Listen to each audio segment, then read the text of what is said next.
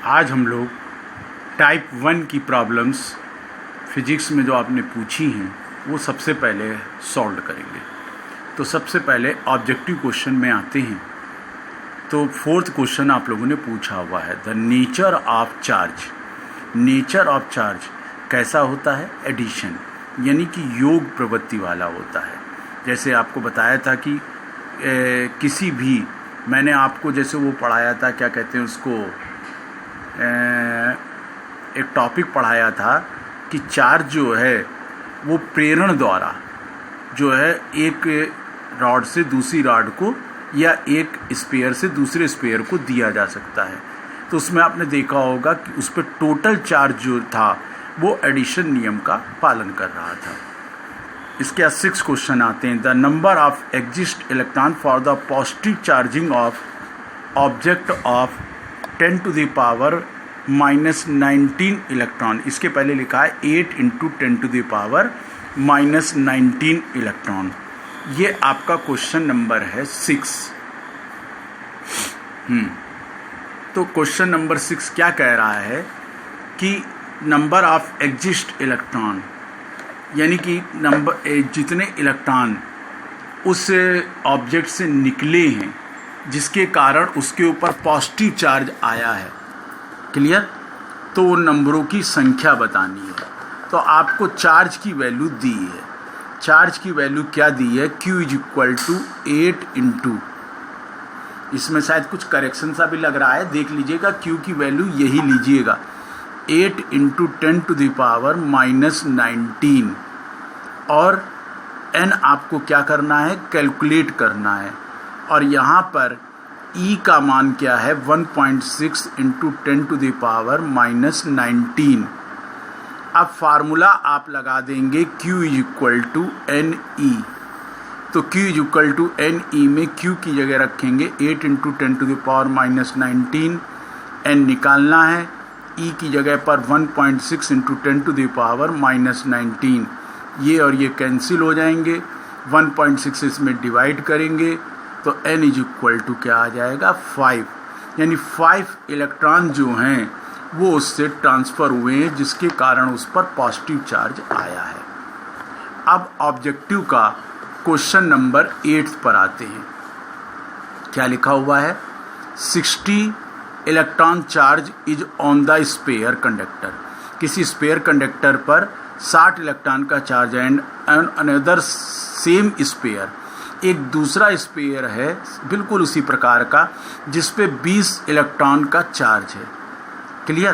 पहले वाले का जो चार्ज है वो निगेटिव है, दूसरे वाले का जो चार्ज है वो पॉजिटिव है, क्योंकि उसके आगे कोई भी इन्होंने चिन्ह नहीं बनाया है।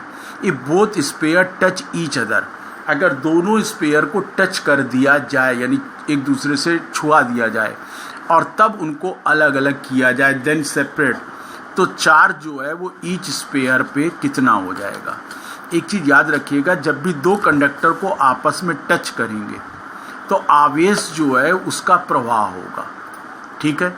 और टच करने के बाद दोनों ही स्पेयर पर आवेश क्या हो जाएगा? इक्वल हो जाएगा। वो इक्वल मान कैसे निकाला जाएगा? दोनों चार्जों को जोड़ करके 2 से क्या कर दें? डिवाइड कर दें।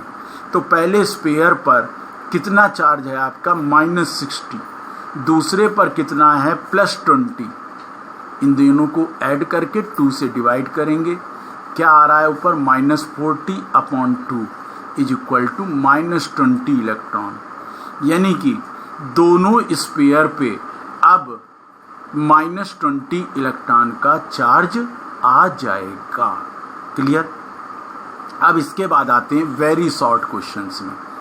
क्वेश्चन नंबर 2 आप लोगों ने पूछा है, what is the value of charge on quark particle. Quark particle का मतलब यहाँ पे क्या हुआ कि ये क्या है? इंसुलेटर। और हम लोग जानते हैं इंसुलेटर पे कोई चार्ज नहीं होता, अर्थात चार्ज की वैल्यू क्या होगी? 0 होगी। अब आते हैं क्वेश्चन नंबर 8 में, the electric charge of any object is quantified. जो इलेक्ट्रिक चार्ज है किसी ऑब्जेक्ट का वो क्वांटिफाइड है। इसका क्या मतलब है? तो क्वांटाइजेशन मैंने आपको पढ़ाया है। उसमें साफ बताया था इसका अर्थ क्या है कि आवेश को अनियंत्रित रूप से विभाजित नहीं किया जा सकता। यानी आवेश किसी एक पार्टिकल से दूसरे उस पर जाने हैं तो या तो 5 इलेक्ट्रॉन जाएंगे या 10 जाएंगे या 15 जाएंगे, लेकिन हम ये कहें कि 1.5 इलेक्ट्रॉन जाएंगे तो ऐसा संभव नहीं होगा। क्लियर। अब आते हैं क्वेश्चन नंबर 9 पे। When the glass rod is rubbed on the piece of silk, एक ग्लास रॉड को सिल्क वाले कपड़े पर क्या किया गया, रगड़ा गया। Then change comes on both, दोनों पर क्या चेंज आ जाएगा, तो क्या चेंज आ जाएगा, ग्लास रॉड से इलेक्ट्रॉन निकलकर सिल्क में चला जाएगा। तो ग्लास रॉड पे कैसा चार्ज हो जाएगा, उससे इलेक्ट्रॉन निकले हैं उस पर पॉजिटिव आ जाएगा, सिल्क पर आ गए हैं इसलिए उस पर निगेटिव चार्ज आ जाएगा। क्लियर। इसके बाद आते हैं 11वें नंबर पे। इन electrostatic Q1 + Q2 = 0 what is it represent. यानी ये कह रहा है कि किसी भी पदार्थ पर कुल आवेश क्या होता है, शून्य होता है। जैसे कोई भी आपने पढ़ा है, जैसे मैग्नीशियम है, कैल्शियम है, उसमें जितने प्रोटॉन होते हैं इतने ही इलेक्ट्रॉन होते हैं, अतः उस पर टोटल आवेश क्या होता है, शून्य होता है। फिर कह रहा है does a charge rod attract the another अनचार्ज rod, explain. तो मैंने आपको प्रेरण वाली घटना जो है पूरी उसमें एक्सप्लेन करी हुई है। उसमें एक चार्ज रॉड जो है अनचार्ज रॉड को क्या कर रही है, अट्रैक्ट कैसे करती है, पूरी तरह से उसमें एक्सप्लेन किया है। वो वाला टॉपिक निकाल के एक बार आप लोग पढ़ लें। अगर फिर भी दिक्कत आए तब मेरे से पूछ लें। बिल्कुल मैंने उसमें बता रखा है कि एक चार्ज रॉड को पास में लाने पर दूसरा अनचार्ज रॉड जो है वो कैसे अट्रैक्ट होता है, और इसके लिए थ्योरी को ढंग से पढ़ना बहुत आवश्यक है। अब आते हैं न्यूमेरिकल्स प्रॉब्लम में। पहला क्वेश्चन आता है what is the total charge in 12.5 × 10⁻18 E coulomb. यानी कि टोटल चार्ज कूलाम में जो है इतने electron, what is the total charge in, इतने इलेक्ट्रॉनों पर कितना कूलाम चार्ज होगा। तो आपको न्यूमेरिकल के फर्स्ट क्वेश्चन में Q की वैल्यू क्या करनी है, डिफाइन निकालनी है। N की वैल्यू क्या दी है, 12.5 × 10⁻18, और E की वैल्यू आप लोगों को मालूम है क्या होती है, 1.6 × 10⁻19। अब क्या करेंगे, Q = any फार्मूला लगा लेंगे। N का मान क्या हुआ, 12.5 × 10⁻18। E की वैल्यू क्या हुई, 1.6 × 10⁻19। कैलकुलेशन करके अपना आंसर तो आप लोग निकाल ही लेंगे। अब आते हैं क्वेश्चन नंबर 4 में। इसमें क्या पूछा गया है, ए चार्ज ऑफ, एक second, A charge of metallic sphere is 6 micro coulomb. यानी कि एक मेटेलिक स्फीयर पे 6 माइक्रो कूलाम का क्या है, चार्ज है, और इससे 5 × 10⁻12 electron is removed from this sphere.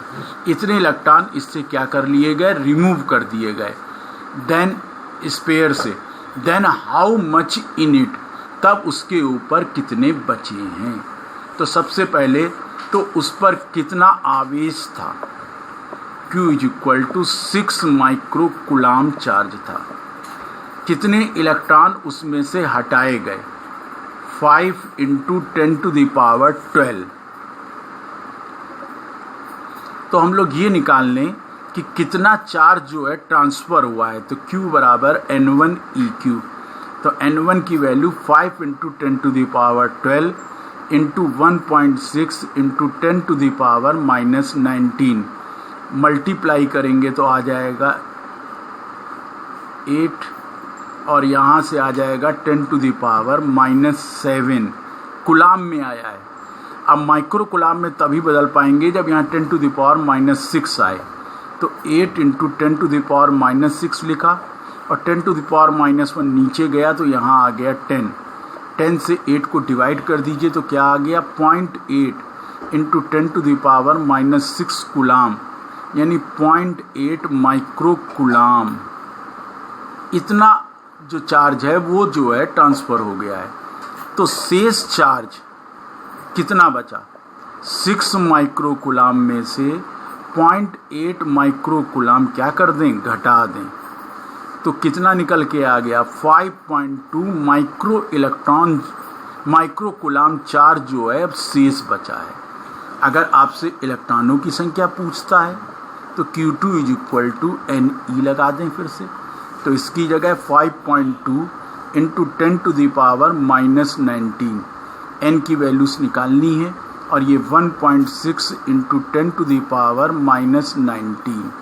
तो n की वैल्यूज आपकी निकल कर आ जाएगी कि नहीं? क्लियर? इसके आगे की प्रॉब्लम जो है टॉपिक 2 की अगले वीडियो में हम लोग करेंगे।